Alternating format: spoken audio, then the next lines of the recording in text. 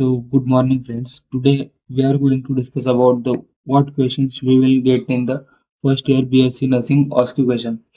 तो अभी आप देख सकते हैं कि मतलब आप नए नए ज्वाइन किए और पहले बार आपका OSCE होने वाला है, वो भी यूनिवर्सिटी का। तो आपके लिए कुछ इम्पोर्टेंट होगा उसमें। तो अगर आपने OSCE में अच्छे से मार्क्स स्कोर किए तो इसका इम्पैक्ट आपके रिजल्ट पे भी पड़ेगा और उसमें आपको ज़्यादा मतलब मार्क्स मिलेंगे और आपका रैंकिंग भी बहुत अच्छा होगा, ठीक है? तो पहले देखते हैं कि OSCE क्या रहता है कि OSCE is objective structural clinical examination या प्रैक्टिकल एग्जाम। यूजुअली वो प्रैक्टिकल एग्जाम में ही होता है। तो वो क्यों होता है कि असेस करने के लिए कि स्टूडेंट ने कितना लर्न किया है प्रैक्टिकली। देखिए जैसे कि assess clinical skills and structured and standardize way, ठीक है? इंश्योरिंग नर्सिंग कॉम्पिटेंसीज देखने के लिए वो असेस करते हैं, मतलब एग्जाम लेते हैं, ठीक है? अभी ऑस्की का फॉर्मेट क्या रहता है, इसका कुछ जरूरत नहीं है आपको। बस इसमें ये ध्यान रखिए कि टीचर आपके ऊपर एक चेकलिस्ट रहेगी, उसके ऊपर से आपको इवेल्युएट करेगा। तो फिर उसमें ज़्यादा से ज़्यादा 10 से 15 मिनट का एक टाइमर रहेगा। हर एक सेशन आपको 10 से 15 मिनट के बीच में ही कंप्लीट करना है। और सिमुलेटेड पेशेंट मतलब कि एक आपको कुछ टास्क दिया रहेगा जिसको आपको उधर ही परफॉर्म करना है और उसके बेसिस पे आपको उसको मार्क मिलेंगे, ठीक है? फिर आता है कि अभी आप फर्स्ट ईयर में हैं, तो आपको क्या-क्या क्वेश्चन आ सकते हैं। तो पहले बेसिक नर्सिंग प्रोसीजर। तो बेसिक नर्सिंग प्रोसीजर में आते हैं अपना वाइटल चेकिंग, उसमें temperature, pulse, respiration, blood pressure ये सब कैसे लेते हैं वो चेक किया जाएगा। जैसे कि मैंने इधर भी डाला वाइटल साइंस असेसमेंट कि आप कैसे कर सकते हैं, ठीक है? फिर हाइजीन एंड कंफर्ट। तो इसमें आपको बोला जाएगा कि हैंड वॉशिंग का स्टेप्स दिखाओ, या फिर एक आध कंफर्ट पोजीशन या फिर कंफर्ट डिवाइसेस का यूज़ कैसे करते हैं ये भी पूछा जा सकता है। फिर असेप्टिक टेक्निक्स। अभी देखिए कि एग्जामिनर इवेलुएट करेगा कि आपने प्रोसीजर करते टाइम मतलब असेप्टिक टेक्निक्स यूज़ किए या नहीं। अभी कुछ भी वाइटल साइंस कर रहे हैं तो उसमें भी बहुत सारे असेप्टिक टेक्निक्स है, जैसे कि hand washing, cleaning of articles, ये सब चीज़ें आपको करनी है, ठीक है? और ये ये कम्युनिकेशन स्किल्स ये आपको याद ही रखना है, क्योंकि क्या होता है कि हमें लगता है कि एग्जाम में फटाफट करना है, लेकिन नहीं। आपको पेशेंट जो भी पेशेंट रहेगा या फिर टीचर भी खुद भी पेशेंट रह सकता है, तो आपको क्या करना है कि उनसे कम्युनिकेट करना है, थोड़ा फ़ोन उनसे बातचीत करनी है। तो उसके लिए भी वो ज़्यादा से ज़्यादा 1 से 2 मार्क्स रहते हैं, वो भी आपके हाथ से जाने नहीं चाहिए। बस आप गुड मॉर्निंग विश किए, आपने नाम पूछा, उतना भी बस है, तो आपको वो पूछना है। फिर देखना है पेशेंट सेफ्टी एंड डॉक्यूमेंटेशन। अभी आपको पेपर में डॉक्यूमेंट करना है कि आपने क्या-क्या किया, कौन-सा प्रोसीजर किया। अगर समझो वाइटल्स ले रहे हो, तो उसका भी डॉक्यूमेंटेशन करना है कि हाँ, मैंने ये पेशेंट का इतने-इतने बजे वाइटल्स लिया है और उसका ये रिज़ल्ट है, इतना उसका ये लिखना है। और पेशेंट सेफ्टी भी देखनी है कि अगर साइड्रल्स है या नहीं, बाकी का भी इन्फेक्शन कंट्रोल वाला भी आपको ध्यान में रखना है, ठीक है? अभी एग्जांपल्स क्या स्टेशंस क्या-क्या हो सकते हैं? हैंड वॉशिंग टेक्निक्स, जैसे मैंने बोला कि हैंड वॉशिंग पूछा जा सकता है।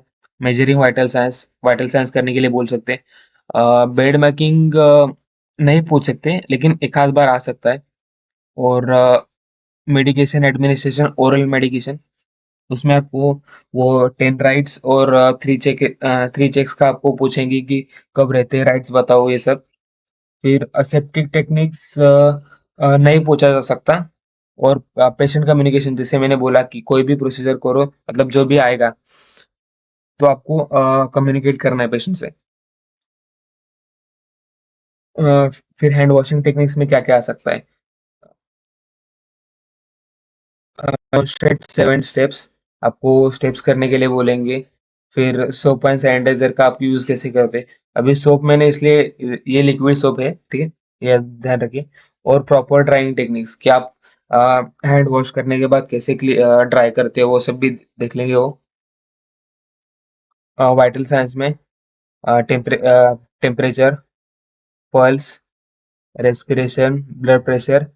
और आपको मतलब एक आध सेशन ऐसा भी रहेगा जिधर नॉर्मल वैल्यूज को इंटरप्रेट करने के लिए बोले रहेंगे कि नॉर्मल और एबनॉर्मल वैल्यूज को कैसे बोलते हैं। अगर समझो टेम्परेचर ज़्यादा है तो उधर वो पूछेंगे कि उसको क्या बोलते हैं, अगर 100 के ऊपर 100 और 100.2 के ऊपर है तो उसको क्या बोलेंगे, हाइपोपैरिक्स है। तो ऐसे भी बहुत सारे टर्मिनोलॉजीज है वाइटल साइंस में, वो भी आप पढ़ के जा सकते हो। बेड मेकिंग इसका बस आप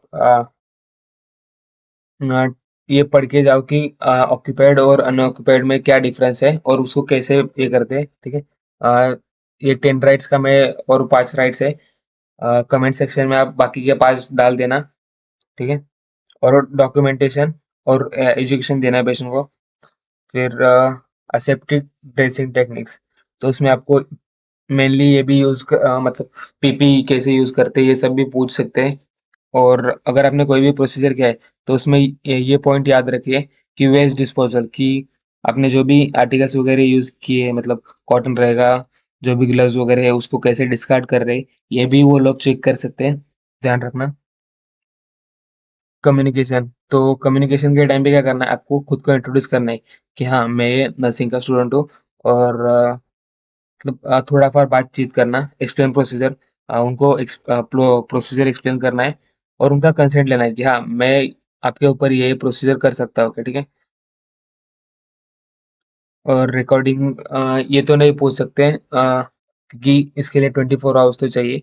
या फिर इतना पूछ सकते हैं कि मतलब नॉर्मल यूरिन आउटपुट क्या रहता है, या फिर डॉक्यूमेंट कैसे करना है जो चार्ट रहता है इनटेक आउटपुट का। तो उसमें आपको ये करने के लिए बोलेंगी, रिकॉर्डिंग करने के लिए बोलेंगे। तो आप एक बार वो सीख के जाना, नहीं तो चाहिए तो मैं आपके लिए एक वीडियो बना दूंगा। और फिजिकल एग्जामिनेशन, इसके लिए आपको अच्छे से ट्रे प्रिपेयर करना है, हेड टू टो इसके आर्टिकल्स सब याद करके जाने हैं। और क्या क्या टेक्निक्स है वो भी उनके बारे में थोड़ा ऊपर ऊपर से पढ़ के जाना, वो इम्पोर्टेंट है। और अभी देखिए कि चेकलिस्ट कैसे रहेगा, कि आपने समझो स्टार्टिंग आपका एक आध प्रोसीजर जिसमें आपने हैंड वॉश किया है नहीं, उस उसके ऊपर भी मार्क्स रहते हैं आपको। अगर नहीं किए तो मार्क्स कट हो जाएंगे, ठीक है। पेशेंट को आइडेंटिफाई नहीं किया या नहीं किया, आपको पूछना है कि पेशेंट का नाम लेके पूछना है कि आप ही डैश डैश शो करके या नहीं। तो फिर उसको पोजीशन दिया कि नहीं। अभी देखिए कि मतलब हर एक प्रोसीजर के हिसाब से अलग अलग पोजीशन दे सकते हैं अपन, तो उसके हिसाब से पेशेंट को प्रॉपर पोजीशन देना है और प्राइवेसी का भी ध्यान रखना है। और अगर बीपी का प्रोसीजर करो तो उसमें देखा जाएगा कि आपने करेक्टली बीपी रिकॉर्ड किया है नहीं, ठीक है। अभी आपके लिए कुछ टिप्स है, ठीक है। अ, थोड़ा फार आप पहले पढ़ के जाओ और उसके बारे में मतलब घर पे ऐसा आईने के सामने बात करो और उसको ट्राई करो। बी कॉन्फिडेंट एंड काम।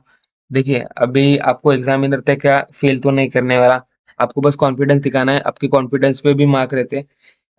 वो देखते हैं कि आपको आता है या नहीं।